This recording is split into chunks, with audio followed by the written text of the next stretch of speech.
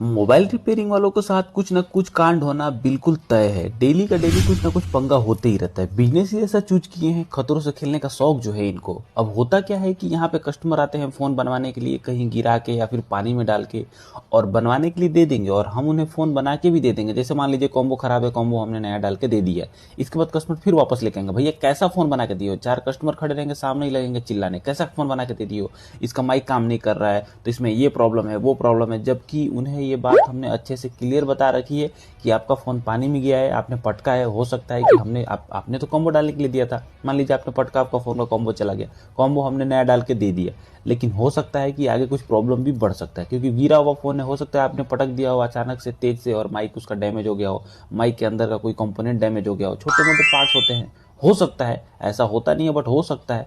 लेकिन ये बात मानने के लिए वो तैयार नहीं होते हैं कस्टमर, और आके सिर्फ चिल्लाते हैं दुकान पे।